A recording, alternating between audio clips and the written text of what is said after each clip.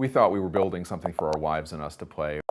It was just a wild ride to watch it grow from just like 20 people to millions and millions. It's a pretty addictive game. I'm John Thornton. I'm the creative director for You vs. the Internet. So I'm Jason Cahill, and I'm the technical director of You vs. the Internet. John had walked into my office one day. We were neighbors in the Windows photo group, and he showed me on his phone, hey, I've got this little word game going. And I asked him if he wanted to help, and his response was no. He was a little bit like, you're a little crazy here. You should be working hard at your job rather than building games on the side.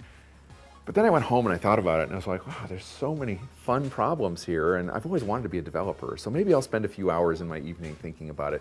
That weekend I coded like crazy, and I sent John a bunch of emails. And he's like, hey, this is actually kind of a neat idea. I would love to be part of this if you want to have me. And I was like, of course.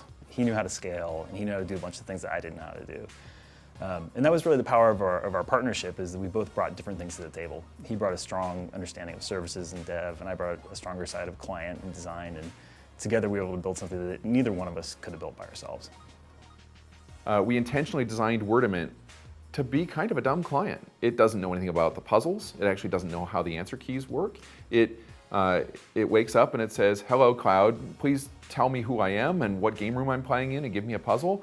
And then that powers the whole experience. So at the highest level, we have an Azure service that contains our puzzles, and that's where we do all our leaderboards and rank everything. And so our clients, which are all phone clients, talk through HTTP web requests to our Azure service and get a game, post to the leaderboards, and then get the leaderboards. And that's kind of the loop that we run in. So our games are monetized strictly by ads.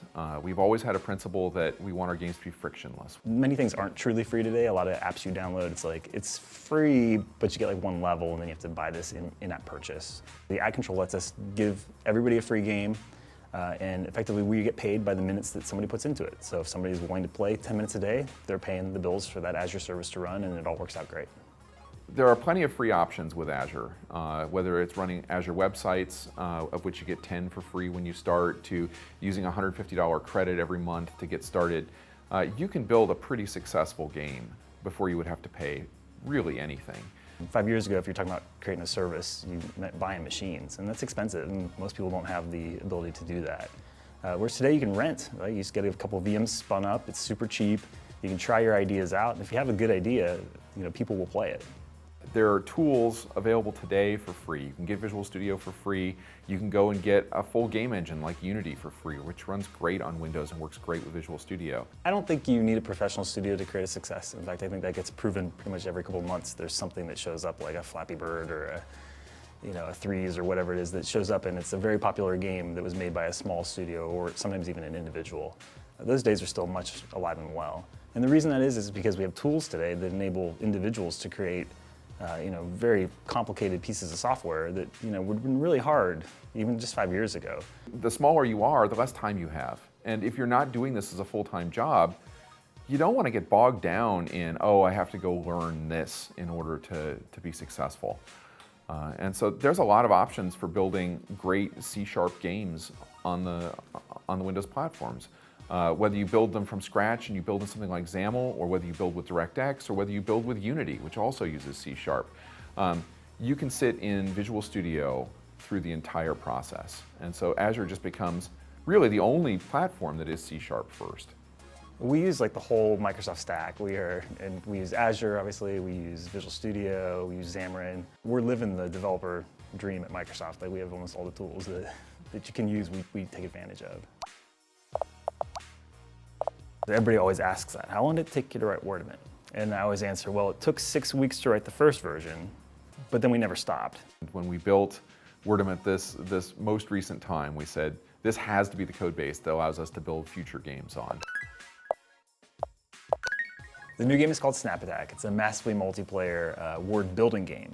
So where Wordament was a word finding game, this is all about making words. The game mechanic is really fun in the new game too, because it's an entirely new kind of gameplay. I've never seen a game like this.